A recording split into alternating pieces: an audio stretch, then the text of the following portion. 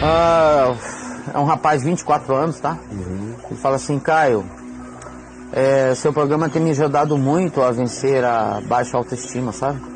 São tantas as coisas que me deixam para baixo como ser humano. Às vezes penso se minha baixa autoestima tem a ver com a distância emocional que tenho dos meus pais.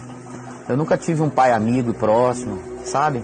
As pessoas sempre dizem que eu tenho um grande potencial para pregar a palavra de Deus. Mas eu sou muito modesto e tenho dificuldade de reconhecer minhas qualidades. Sou inseguro. Às vezes te invejo quando você fala do seu relacionamento com seu pai, Caio, e o que ele representa de referência de homem de Deus para você na terra. Eu, infelizmente, não tenho nenhuma referência inspiradora próxima de mim. É isso aí, meu amigo. Muito obrigado.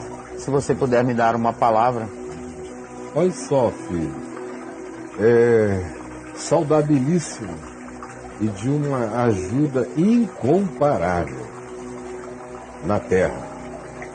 Quando você tem um pai que é um ser humano, primeiro um ser humano, da grandeza humana, da qualidade humana, da qualidade mental, da qualidade de caráter, da qualidade emocional que meu pai, como homem, teve.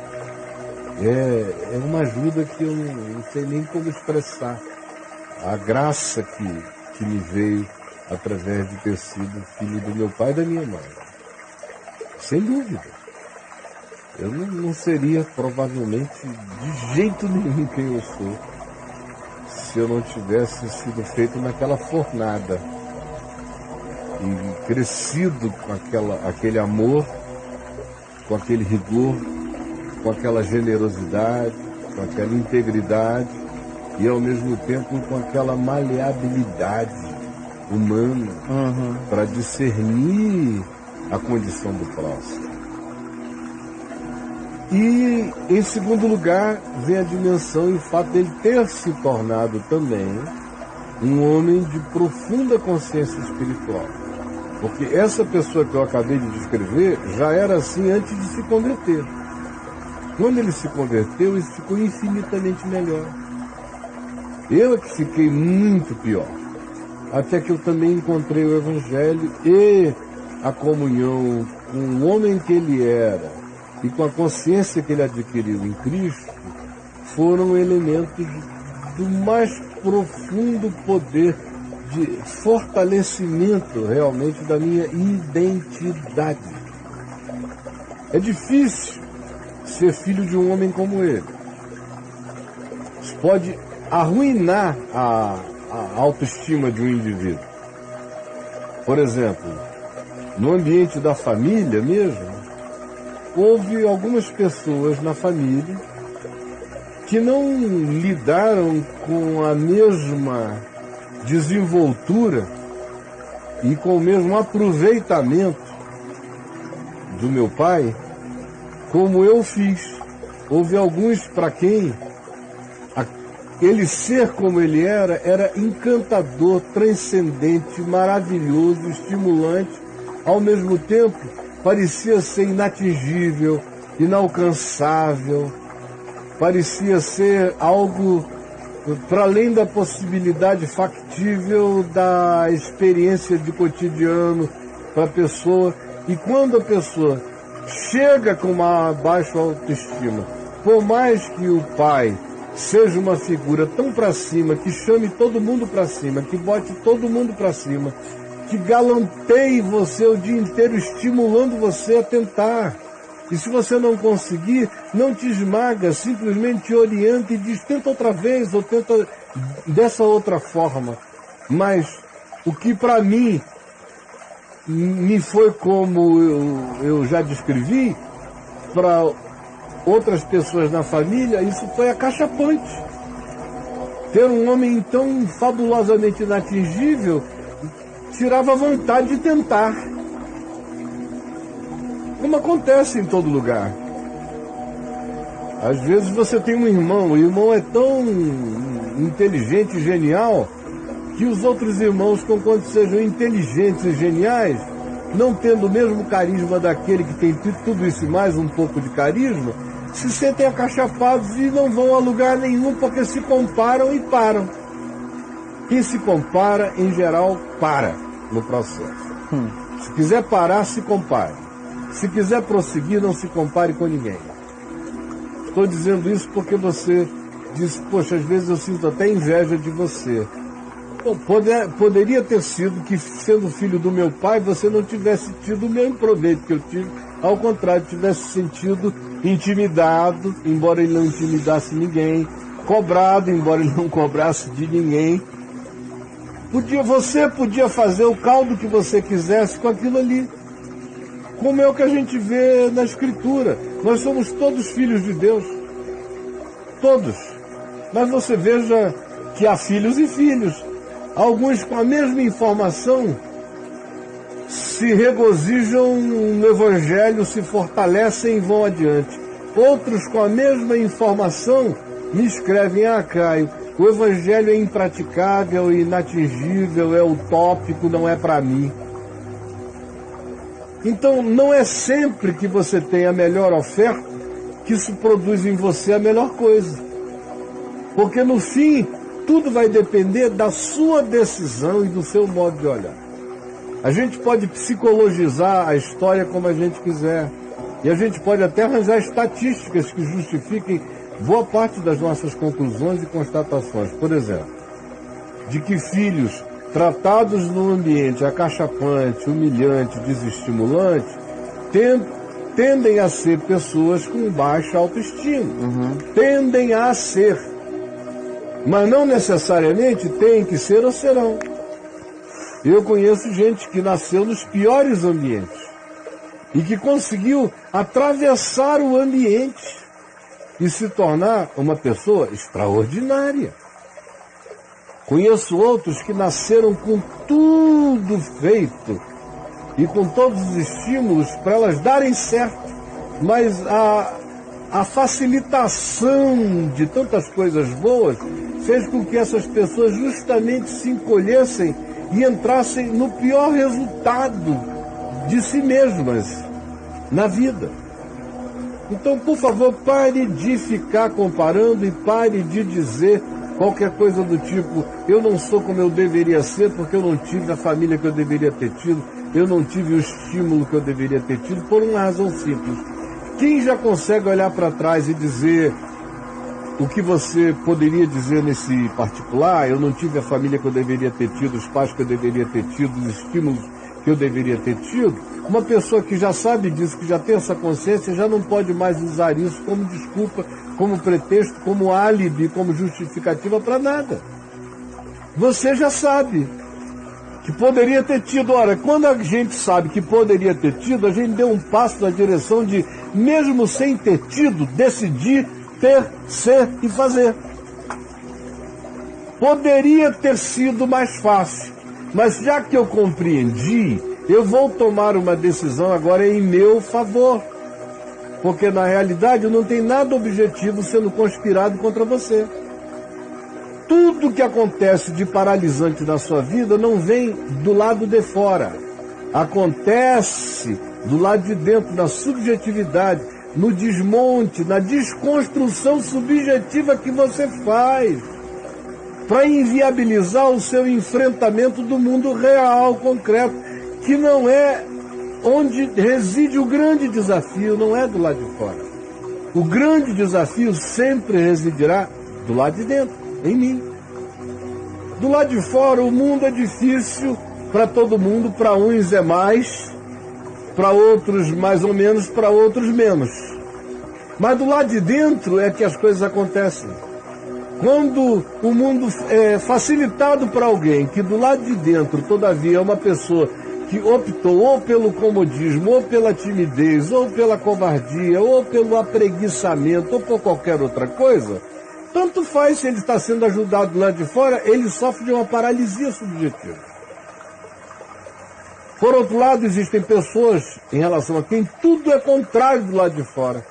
E às vezes até justamente por isso elas se levantam para dizer: eu não vou ficar com pena de mim e nem ficarei paralisado ou paralisada porque as contingências e circunstâncias da minha vida não me são favoráveis. elas tornar-se-ão, eu as enfrentarei, eu irei adiante, eu realizarei o que eu puder e o que eu precisar. Ontem eu estava vendo um documentário sobre a vida do JK, do Juscelino Kubitschek. Construiu Brasília, Pampulha, isso e aquilo. Acabou que entrou para a história do Brasil como uma espécie de governante construtor, governante de ideais faraônicos. Fez tanta coisa. E o fato de ter construído essa cidade, indubitavelmente, alterou significativamente a geografia política do país toda. Mudou o país, Claro. em muitos aspectos. Agora, veja de onde o cara veio. Um pai que era uma espécie de caixeiro viajante, que não parava em casa, duro. Uma mãe pobre, passavam fome, pouca comida, às vezes nenhuma. Desde menino trabalhando numa dureza danada. Era um cara que entrava para o exército para estudar. Depois fazia um outro curso que ele não queria fazer, ou passava por uma autarquia da qual ele não queria participar, só porque lá estava dito, se você entrar aqui, haverá facilidade, bolsa de estudos para você estudar. E assim ele foi usando o sistema para ir fazendo os cursos que fez, até que se formou em medicina. Olha. E aí no meio disso tudo descobriu que podia fazer um mestrado em medicina na Europa, em Paris.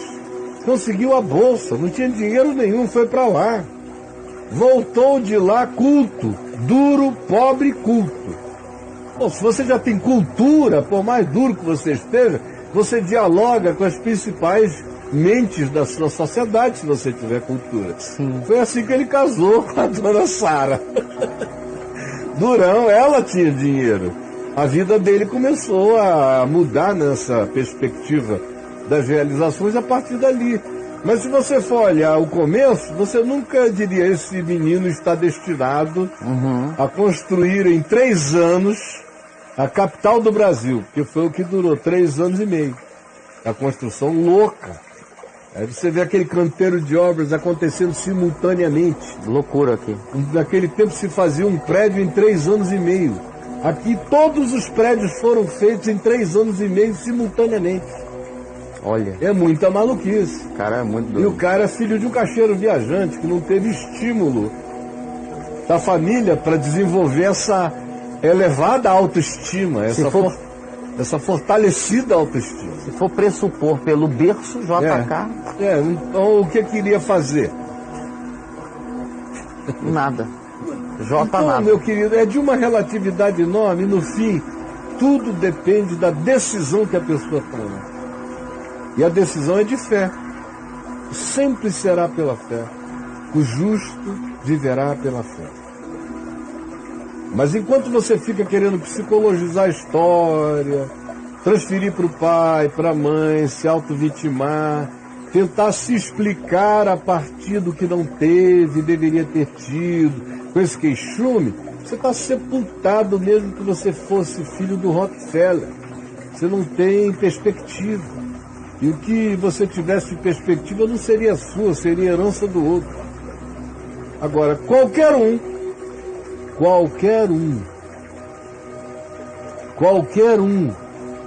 mesmo que tenha sido criado e tratado como um escravo desprezível, mas que tenha tomado a decisão de se tratar com dignidade e viver, se levantar e trabalhar com fé, com esperança e com bom ânimo, esse vencerá o mundo, foi o que Jesus disse.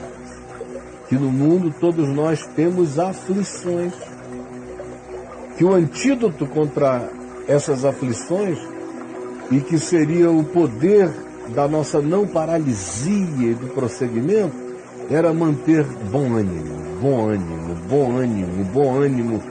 E para ter bom ânimo não pode ter auto-vitimização, não pode ter pena de si mesmo. Bom ânimo. Olhando para ele, e ele diz, porque eu venci o mundo, olha aqui para mim, como eu passei por essa bagaça toda, contra tudo e contra todos, e eu estou aqui, e vocês vão ter dificuldades. Não é fácil viver nem existir, mas tem um bom ânimo. E eu venci. Meu filho, é uma decisão de fé que você vai ter que tomar. Se ficar chupando o dedo e se lamentando, você não tem futuro. Mas se você parar com essa lamentação, olhar para cima, se puser em pé e tomar a decisão de que você não tem que ser ajudado por ninguém. Estar vivo é a sua grande coadjuvância. Estar vivo é a sua grande ajuda. Estar vivo já é o seu coletivo em seu favor. Se você tiver essa consciência, ninguém para você.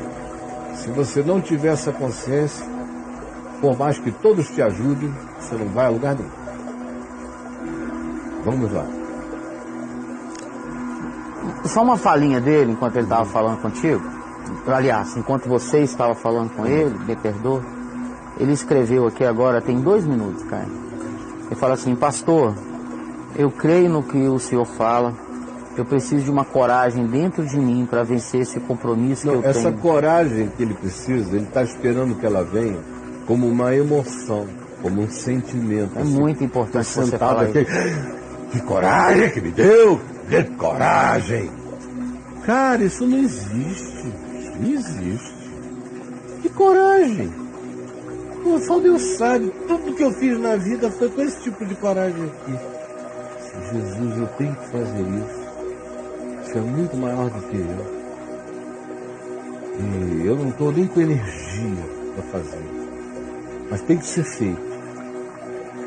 E em teu nome eu vou fazer. Me ajuda, me fortalece, me dá sabedoria, eu vou fazer. Aí você levanta. E anda na direção do que tem que fazer. E começa um passo depois do outro, com uma noite no meio. Um passo depois do outro, com uma noite no meio. Um passo depois do outro, com uma noite no meio. É assim que se vai fazendo. É assim que se constrói uma parede, é assim que se ergue uma torre. Um dia depois do outro e uma noite no meio. É assim que as coisas acontecem.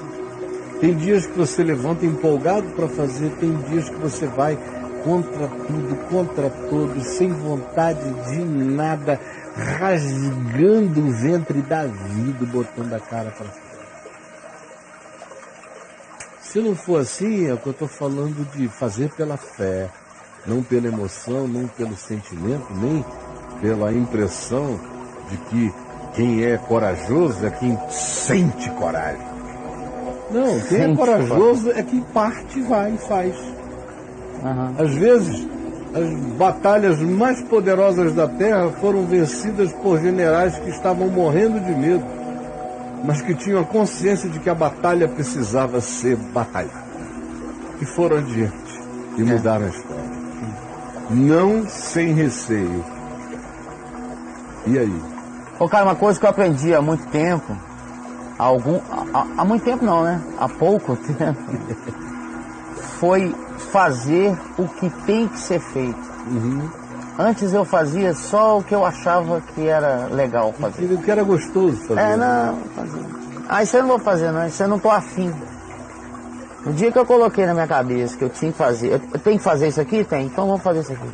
Jesus diz. Isso é muito importante, cara. Que quem não é fiel no pouco, não será fiel no muito. Quem não é realizador na coisa pequena, não vai realizar nem na coisa grande. Então tudo começa de onde você está, do tamanho que você tem. É daí que tudo cresce. É como uma semente. Eu preciso crer que ela é a semente. Que ali dentro dela está o que eu preciso. Embora ela seja desse tamanho. E eu tenho que plantá-la no lugar adequado para que ela cresça. Assim é tudo mais na vida. Eu sou um homem cheio de sementes. Mas se eu não tirar as minhas sementes e não as puser no chão da realidade, e não tratar delas no chão da realidade, não vai surgir a floresta potencial que eu carrego. Jamais. Maravilhoso. Você já respondeu ele, Caio? Eu tinha que ler mais coisa dele, mas você entendeu, meu brother.